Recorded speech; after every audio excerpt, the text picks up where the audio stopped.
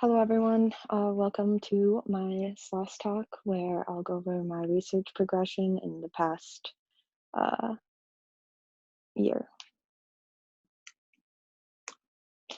So, similar to everyone else, I will go over some academic milestones, how my research is progressing, and then also how COVID-19 is kind of ruining it. So first, I guess it's important to note that I passed my qualifying exams, presenting on my two projects, one on a multi-platform analysis of Chicago air quality, and the other on uh, this gas sensor that I made with UV LEDs. So not to intimidate the PhDs, but I have mastered science. So for the first project that I presented on for my qualifying exams, I call it a multi-platform analysis of Chicago air quality because I take satellite data, sensor data from the EPA, and a 1.3 kilometer air quality simulation over the city of Chicago and surrounding Midwest cities. And with this project, I look at each of these data sets to see if they agree, one, if there are unique spatial patterns to pollution, two, and then what causes these pollutants to, ebb and flow.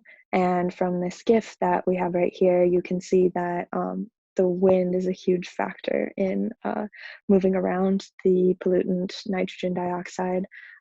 Here's a time series of each of these pixels averaged the station versus the simulation, and we show that there's pretty good agreement between the simulation and the stations, and that's also what this one-to-one plot is showing, the hourly agreement between each other. So I think we're happy overall about this project, and I am currently in the writing stage of this study. For my second project, I created a low-cost gas sensor using UV LEDs and an Arduino. And last year when I presented, I had this prototype that kind of looked like a pipe bomb and it didn't work. Now I have it in a nice clean box. Clean is obviously maybe generous. But anyway, I know what you're thinking. Does it work? And the answer is nope. I am still a failed inventor. And this is something that I tested back in March, right before the shutdown. So I haven't been able to get back into the lab in order to continue with this project. So I guess what else has been happening with research is we got a COVID paper talking about modeling air quality benefits in COVID, because there's kind of a big cloud of mystery around what happens when you take out emissions out of this complicated system. And we discussed that in this paper, Dan, Jordan, and I. We also are working with some collaborators at the University of Chicago to talk about just some epidemiology and COVID and air quality connections. And then also I am writing that paper on my first project.